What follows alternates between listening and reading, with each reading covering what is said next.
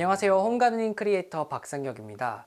저번 시간까지는 우리가 실내에서 어떻게 식물을 관리하고 외형적인 특징을 이용해서 어떤 식으로 관리하면 좋을지에 대해서 알아봤다면, 이번 시간에는 제가 어떤 식으로 식물을 연출해서 키우고 있고 제가 대표적으로 추천드리고 싶은 키우기 쉬운 식물 5가지 종류를 어떻게 배치해서 어떤 환경에서 키우는지, 그리고 어떻게 연출하면 좋을지에 대해서 말씀드리는 시간을 가져보도록 할게요. 창이 굉장히 큰 창을 가지고 있는데 여기가 서양을 하고 있거든요. 오후 시간이 되면은 해가 질 때까지 쭉 들어오기 때문에 반나절 햇살이 드는 공간이라고 할 수 있어요. 그래서 이런 환경을 반그늘 혹은 반양지라고 생각해 주시면 되거든요.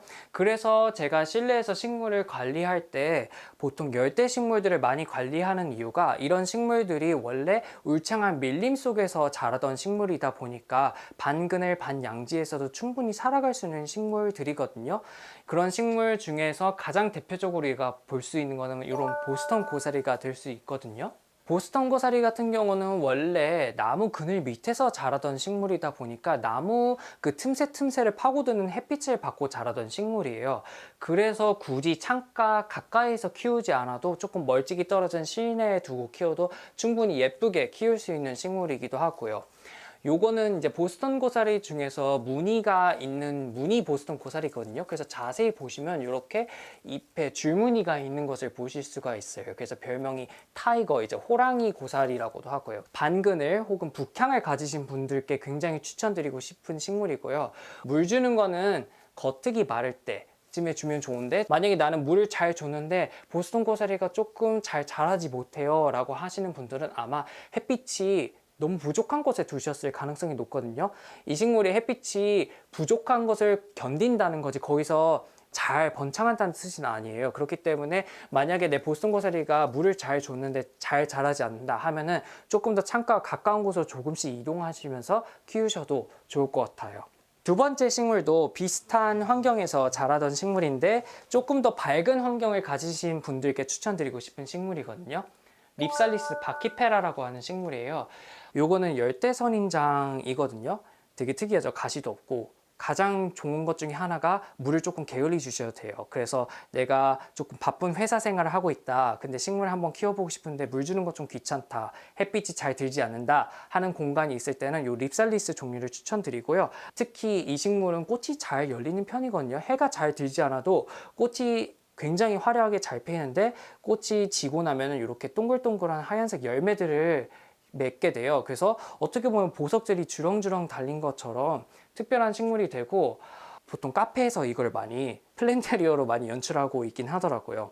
다음 식물로는 요 식물이거든요. 이 식물은 사실 얼마 전까지만 해도 굉장히 고가로 거래됐던 식물이기도 한데, 이건 필레아 페페로미오이데스라고 하는 식물이고요. 라틴어로 들어가면 오이데스가 어떤 거와 비슷한 이란 뜻을 가지고 있어요. 근데 앞에 페페롬이라고 하는 거는 우리가 후추를 생각하면 돼. 후추과 식물 중에서 페페로미아라고 하는 식물이 있거든요. 요게 페페로미아인데 페페로미아와 비슷하다라는 뜻을 가지고 있어요. 그래서 두 개 놓고 보면 좀 비슷하잖아요. 열대 지방과 비슷한 습한 환경에서 자라던 식물이고, 온화한 기후에서 자라던 식물이다 보니까 베란다가 없는 실내 공간에서 키우기에 정말 적절한 식물이거든요.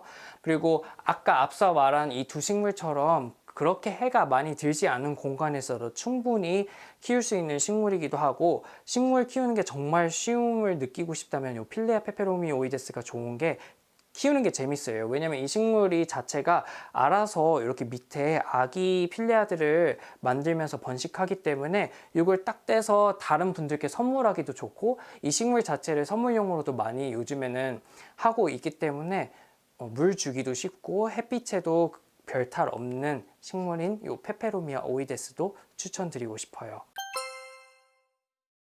여기는 이제 거실 공간인데요. 이 거실 공간도 마찬가지로 여기는 서쪽을 하고 있기 때문에 반나절 햇살이 이쪽으로 드는 공간이에요.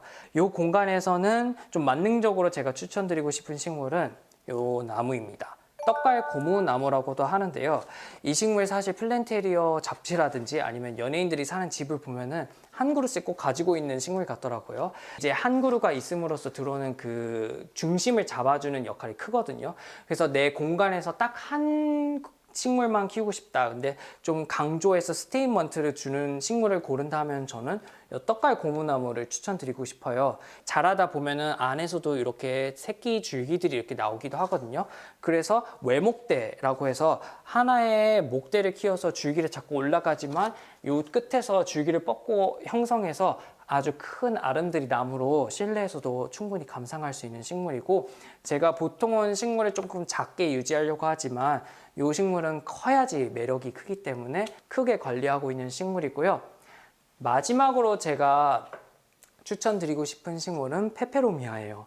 이건 페페로미아 호프만이라고 하는데 우리나라에서는 보통 이사벨라 페페로미아라고 하면 많이 찾을 수 있어요. 이 식물의 특징은 이렇게, 지금은 저는 따로 수영을 잡아놔서 이렇게 밑으로 흘러내리는 선을 감상하려고 하고 있는데, 원래는 바위틈에 끼어 살아서 이렇게 양옆으로 퍼지면서 자라던 식물이거든요.